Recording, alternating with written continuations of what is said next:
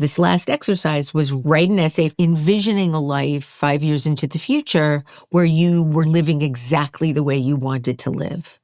And so I did. Then I put it away. And then about, I would say, a year later, I was looking for an address.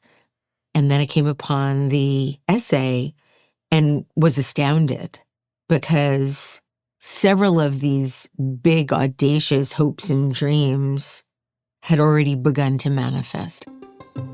That's Debbie Millman, renowned designer, author, educator, and host of the pioneering podcast Design Matters. I'm Leah Smart, and this is Everyday Better. In the second episode of our January series on the Year for Irrational Hope, get ready to hear the incredible power of the 10-year plan. It's a visioning exercise that's rooted in suspending your limiting beliefs to dream bigger than you have ever dared to. And Debbie is going to tell us exactly why it works. Before we get started, first of all, I am so sorry for my pregnancy congestion. Stick with me. And speaking of pregnancy, a quick reminder of the announcement that we shared in last week's episode.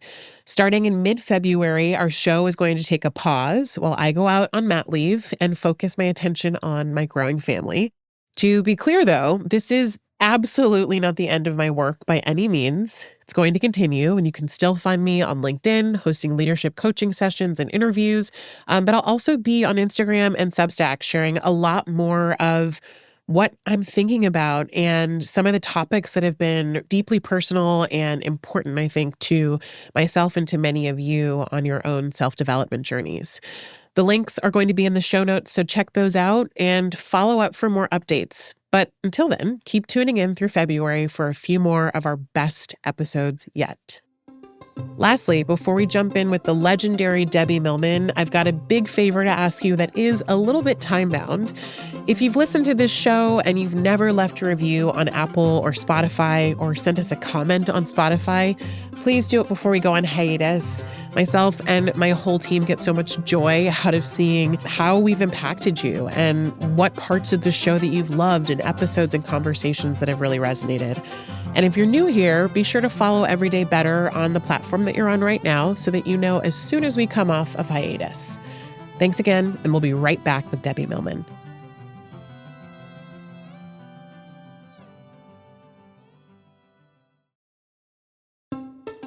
Hey everyone, from LinkedIn News, this is Everyday Better, a show about the tools you need to create positive change in your mindset, your work, and every other area of your life.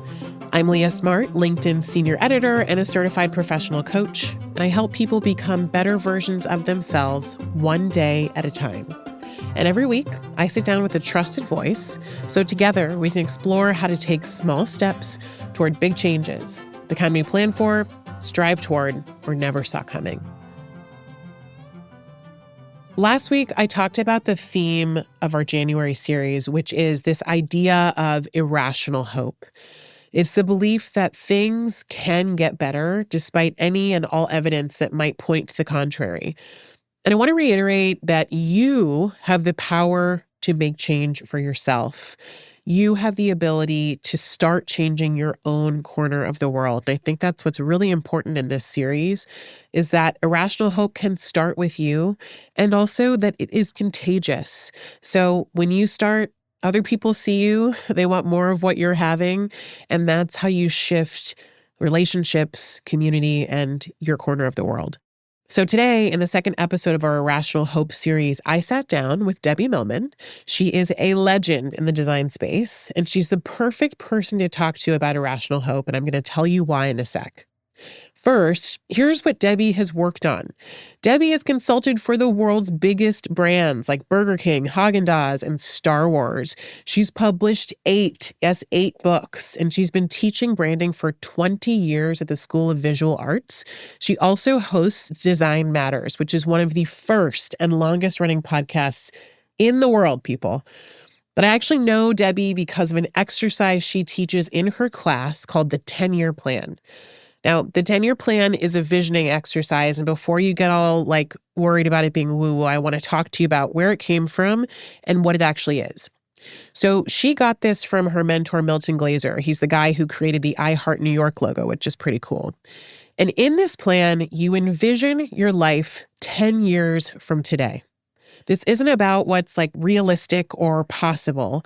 It's about suspending your beliefs that you have right now about what your life can be and imagining a day far into the future, from the moment that you wake up to the moment that you go to sleep, with as much description, detail, and imagination possible. And I'll tell you guys, about a year and a half ago, I sat alone and quietly with my own journal to do this, and I ended up writing 8 full pages by hand. And when I read it back recently, I saw that things had already started getting into motion.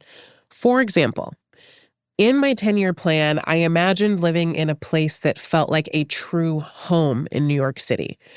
I envisioned my family, my kids, 2 kids, eating dinner outside in the summer. Now, if you've ever lived here, you know that space and a yard are not just hard, but generally impossible to find in New York City. But somehow, my husband and I stumbled on an apartment, the perfect place for our family, that I swear it looked like the visual I had of my kids, of my family eating outside. Now, I believe the power of this exercise is about suspending the beliefs you have that are limiting you. The beliefs you have about yourself, about the world, about who you can be, about who you are today. Why? Because our limiting beliefs or our desire to be quote unquote realistic often keep us from getting where we want to go. If I hadn't have done this exercise and someone had just said, hey, where would you like to live? I probably would have come up with something like this, but I immediately would have shut down the idea and gone, but that's impossible to find. And so this is the central idea. This concept of a little bit of irrationality, right? A little bit of magic that we allow to enter our lives. And I think the 10-year plan does this incredibly well. So Debbie and I are going to get into how you write your own 10-year plan. And then how you show up genuinely while you create room for your own change and your own growth over time. Here's Debbie. In 2005, I was in my mid-40s, and I took a class with Milton Glaser. This summer intensive was about rebooting, re-energizing your career, your professional career. And it was for mid-level designers. Okay. And so there were a lot of other people like me that were looking to be recharged. Yeah. What am I doing? What am I doing? How am I doing it? Yeah. What is this? What is the value of what I'm doing, et cetera, et cetera. And so this last exercise was writing a 5-year plan. And Milton said that in his, at that point, 40 or 50-year career teaching, that this was one of the most profound exercises that he had done with his students, and that not a week went by where someone reached out to him that he had previously taught that said, this exercise transformed my life. So he asked us to be very serious about it. And so I wrote, it was a smallish journal, so it might seem excessive, but because they were small pages, I wrote a 12-page essay. I then also made a list of all the things that I was doing in 2010. I had 20 things. Love. And I put my heart and soul into it. And basically he asked us to write an essay from the moment we woke up. So I open my eyes, it's whatever date it is, 5 years in the future, and as if you were living the entire day and then going to sleep. So what exactly are you doing? Almost minute by minute. Right. And I did. And to be clear, I mean, you're a designer, so this was probably obvious, but for people who are listening, it's like not just like I wake up and it's 6 a.m. and I go to the kitchen. It's like bringing to life your experience, right? Yeah. It's like colors, feelings. Well, any of he encouraged us to start it from bed. Yep. Love it. So what kind of bed are you in? What kind of room is it? Who are you with? Yep. Do you have a significant other, a spouse, children, pets? Are they all with you? Are you by yourself? Are you in Bali? Are you in New York? Are you in California? Are you in Africa? Yeah. Wherever you are, what kind of sheets are you in? Where are there windows? What are you looking at? Et cetera, So et this cetera, is et cetera. detailed. It's super detailed. And he also said that, if you want to do a lot of different things, just have a lot of meetings.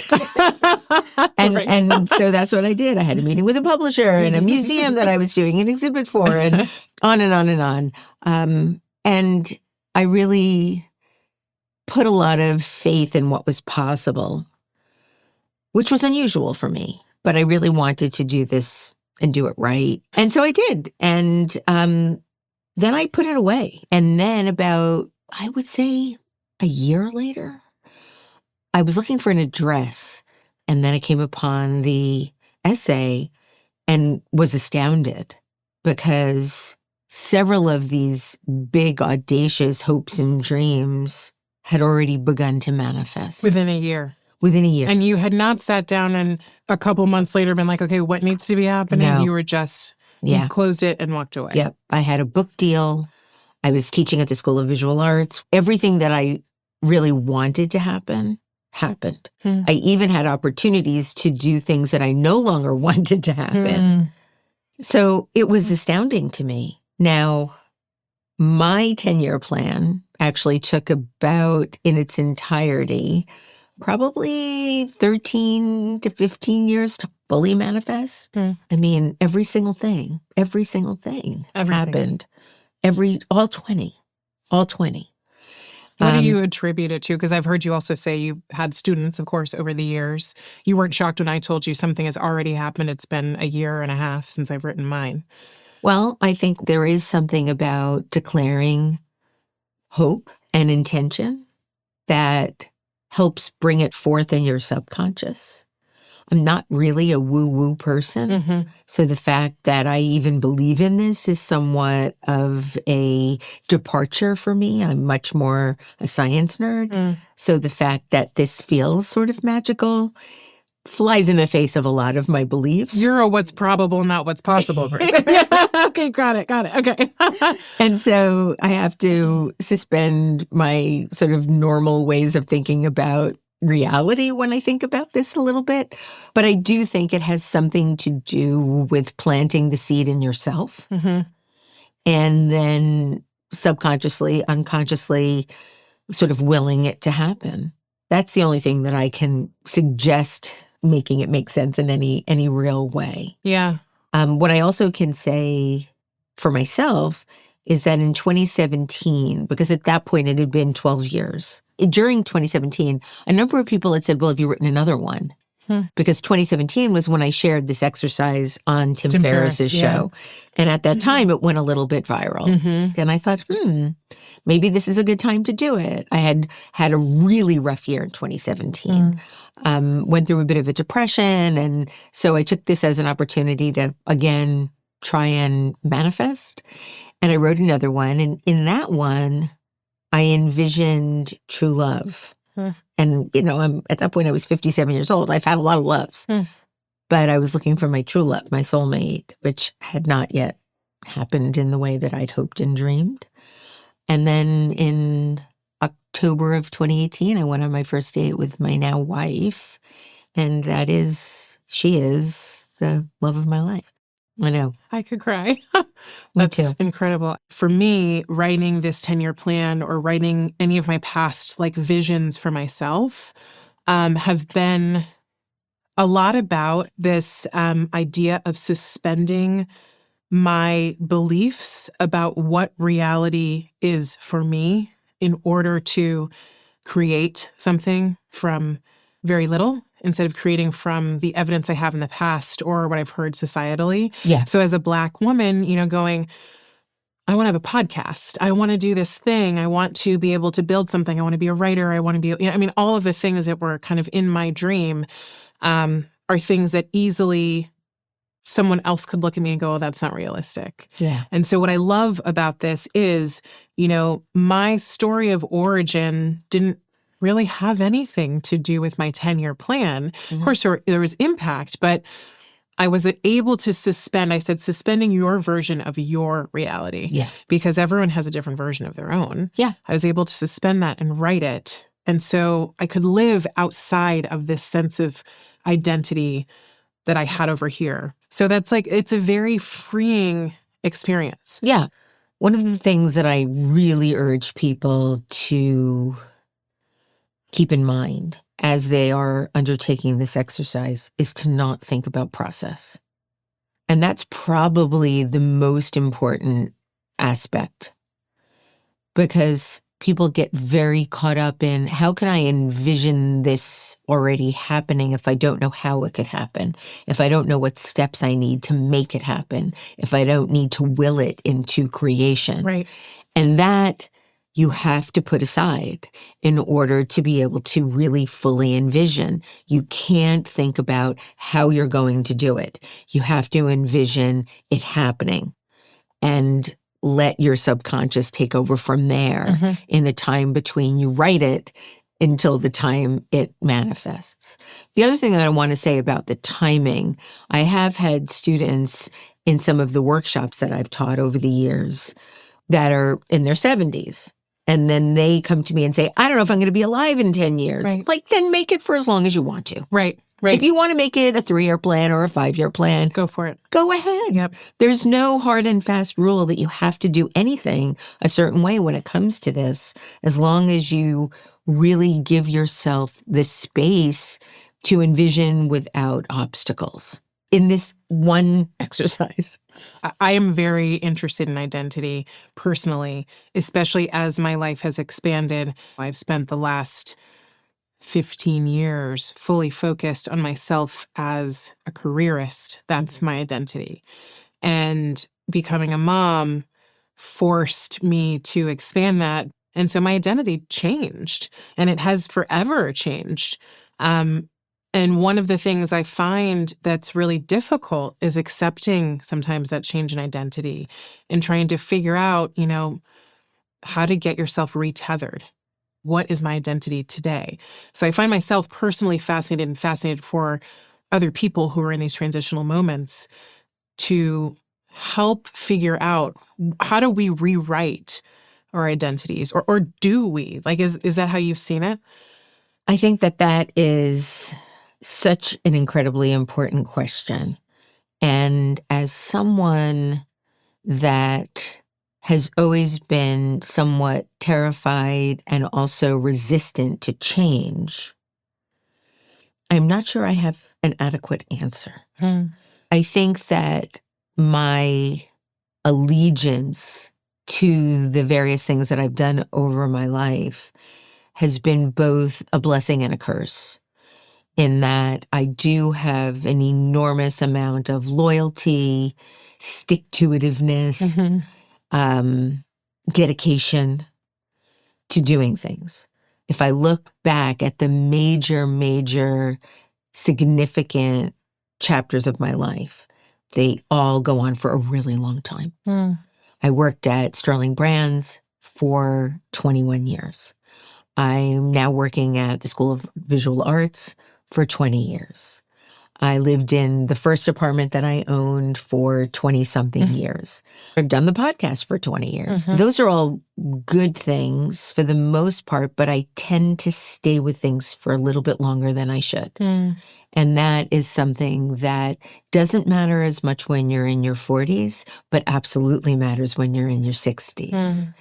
I am much more aware now of the finiteness of time, my time here on this earth.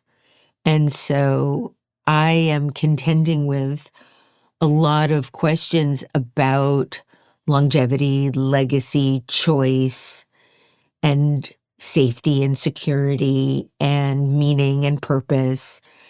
And I've given up things in the past, but it's always, as I mentioned, a little bit past their expiration date. Yep. You're a long hauler. I'm a long hauler. That's a great way of putting it. I have to really contend with what that means and how might that be holding me back. And so carving a new identity has never been easy for me. What I can tell you is what somebody told me quite a long time ago.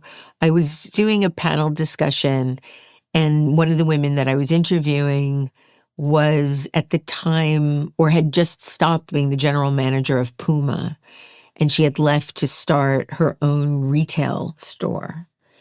And I said, well, how did you do that? How did you go from that to that? Right. And she said that she just had to let go of the trapeze.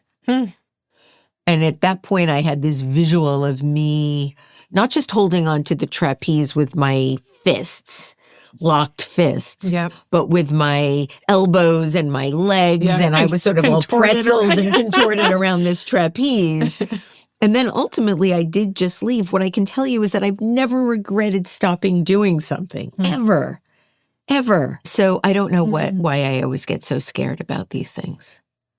Still working on it. Maybe you don't notice when you've stopped savoring or when it's time to stop savoring. Yeah. I have never regretted stopping a relationship. I've never regretted stopping a job, stopping a bad habit, stopping anything that I wanted to stop but was reluctant to do at the time.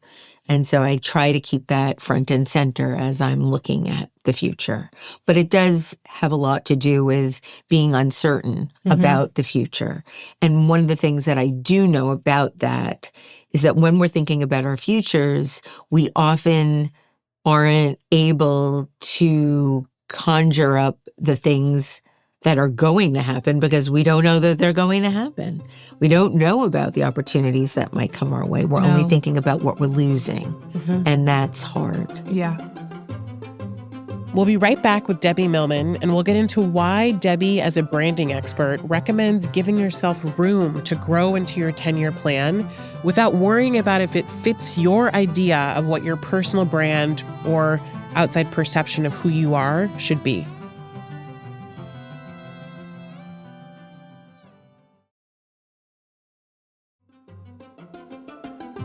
And we're back with Debbie Millman.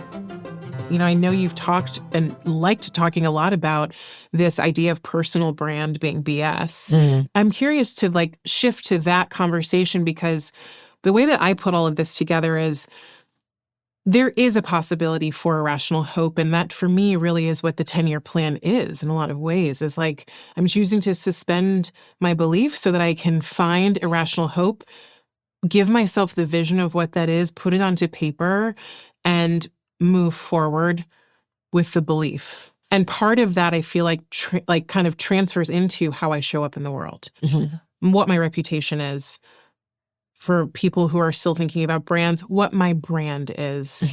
And so I'm wondering if you've ever tied those strings together and how you talk to people about this last piece of how you show up in the world in a genuine human way versus a constructed brand. Well, I believe that brands are manufactured meaning. We decide how to name things and how to imbue meaning into them. So two lines that are crossed together suddenly become a symbol for an entire religion. Right. So if you look back at some of the world's leading, long-lasting brands, Coca-Cola, Band-Aid, soap brands, cereal brands, they haven't changed very much. When Coca-Cola tried to change their recipe, things went south. Yeah. People don't even like it when logos get changed anymore, let alone a recipe. Right. Would you want to be stuck with the same way of behaving and the same mode of existing in the world as a brand? Of course not. You're different. You want to evolve. You want to be able to change. Right. We all talk about wanting to change. Brands don't change all that often. And when they do, it's an enormous risk. You can own a brand. You can manage a brand. You can market a brand. I think when it comes to being human, we are self-directed. Brands don't self-direct. They are directed by humans. A human can be represented in a certain way, but that public representation is likely quite a bit different from their personal representation. At least I'd like to hope so. Correct. Right. I'd like to think that Taylor and the fiance have private moments. Correct. Yeah. Right? That we never will hear about. Yeah. I'd like to think that Kim Kardashian has a very private, very soulful relationship with her children. I don't don't want to be privy to that. Mm-mm. Whatever her outside perspective is, whatever her outside representation is manufactured. So yes, she could have her Skims brand or the TV show, but the person is different from the persona. The person bleeds. The persona doesn't. The person breathes. The persona is instructed to be frozen as is. And you're supposed to be as everyone else wants you, to your point about brands are created by other people. It feels like brands are created by people, but they are bought into when there's general consensus that everybody else believes that too. And they don't want that to change. Generally speaking, Yeah. Once you've hit on something super successful, I don't know that Nike's going to ever change Just Do It because it's kind of perfect. It works. If people want to evolve and grow and change, they shouldn't have to think about how their audience is going to respond. I have enough trouble thinking about my own evolution and change and wanting to do different, better things. I don't want to have to think about how the public is going to respond to that or any audience is going to respond to that. How do you don't. separate that? I feel like it's maybe it's perhaps more rampant for people who are like Gen Z and have grown up with social media. I'm like, I didn't, but I do feel that like there is obviously pressure to create a brand. It's still an image. A projection. A projection. It's a projection of what you want other people to perceive. As soon as you have a projection that you want other people to believe and perceive as is, it's manufactured. Mm-hmm. And I don't want to live that way in my real life. Interesting phrase. Mm-hmm. I think that anybody that has expectations that they have to live up to from others struggles with, do they want to people please? Do they want to disappoint? Do they want to not live up to whatever expectations other people have for them? Yep. That's hard enough. But then to have to think about, what is my platform going to think if I do this or don't do that? That's really hard. I want to have my own opinions. I don't want to have to worry that somebody isn't going to like me because I'm pro-choice or because I'm gay or because I'm whatever. And are you, in your mind, are you going, I believe that, I think sometimes we fall into the idea of constructing or manufacturing a brand because part of us is trying to find a way to be liked by as many people as possible, right? Like, or to be not disliked or to not Fair, disappoint right. people. I mean, I didn't come out until I was 50 because most of my life I lived through a time where gay people were highly discriminated against. I was president of a publicly traded consultancy that was part of a bigger network. I had very conservative clients. I was worried that I'd be judged because of my own inner homophobia. yeah. I don't want to have to think about that anymore. I didn't talk about my traumatic past for decades because I was afraid I'd be judged. People would think I was damaged. People would think less highly of me. Yes. And I'm done with that. Yeah. And all of those constructions of self prevent you from actually being yourself. Right. There was a quote from Audre Lorde that she says, nothing I accept about myself can be used against me to diminish me. And I remember when I first heard that, I was like, oh my God, like, what are the things that I'm not accepting in myself about myself?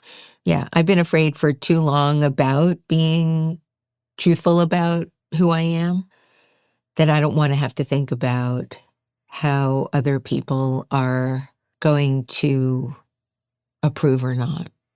And I do think that that has something to do with aging and that no more F's to give mentality, which I'm still not quite at, but I aspire to be. Yeah, correct. Yeah, we're on our way. We're on the road. We're on the road. I am working hard at having less F's to give. I think I heard Brene Brown say, like, she loved her 40s because you stopped giving an F. And I was like, I love that. I can't wait. Oh, that didn't happen to me in my 40s. It comes at some point, apparently. Yeah. I mean, you're already, you're working through it. Yeah. I'm talking to you in a period where what I'm hoping to find is this sense of irrational hope. It's essentially the idea that in the face of all obstacles, in the face of evidence to the contrary, you still have this deep belief that something can change. Yeah, I mean, it reminds me, actually, because we were also talking about Brene Brown earlier, we were talking quite candidly about my upbringing and various traumas that I'd experienced. And she asked me what had kept me going and continuing to hope or continuing to try. And I really had to stop and think about it. And what I've determined is that I intrinsically have one notch more hope about my future and the future than I do shame about the past or the current moment. And I do think that that is the source of my resilience, that sense of hope that things can be better, things can be different, things can be overcome. It's ever so slightly, I think, easier when it's just about you. Yeah. But when it's about the world, then it feels a little bit more daunting in that it's not just your decisions, Right. it's not just your resilience, it's not just your Your persistence. sense of agency, all that. Yeah. Yeah, it's not how much work you've done in therapy or how many times a week you go and work out. Right. It's about how the whole world collectively works together. And because we're at such odds with what is right and what is just, that feels a little bit more challenging. Mm-hmm.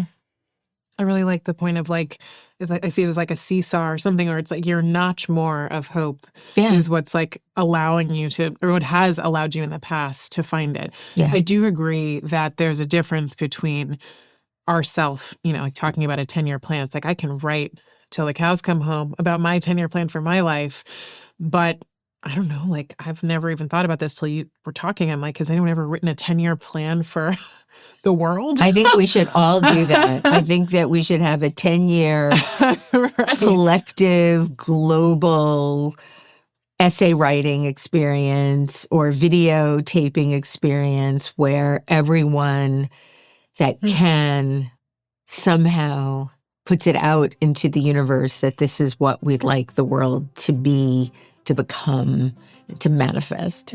Let's do it. That was Debbie Millman, designer, author, educator, and host of the pioneering podcast, Design Matters. If you liked this episode, make sure you check my solo episode about the 10-year plan where I walk you through exactly how to do it step by step. We're at the start of the new year, so it's the perfect time to envision what you want, not in just a typical way over the next 12 months, but in a way that helps you expand what you want to see in your own life. I'll put a link to that in the show notes. Everyday Better is a production of LinkedIn News. The show is produced by Rachel Wong and Ava Ahmad-Beghi. Asaf Gadron is our sound engineer. Tim Boland mixed our show. We get additional support from Alex Kuznetsova and Mujib Merdad. Sarah Storm is our senior producer. Dave Pond is head of production and creative operations. Maya Pope-Chappelle is director of content and audience development. Courtney Koop is head of original programming. Dan Roth is LinkedIn's editor-in-chief and vice president of content development. And I'm Leah Smart. Thanks for coming with me, and we'll see you next week for the next episode of our January series with spiritual teacher, the amazing Gabby Bernstein.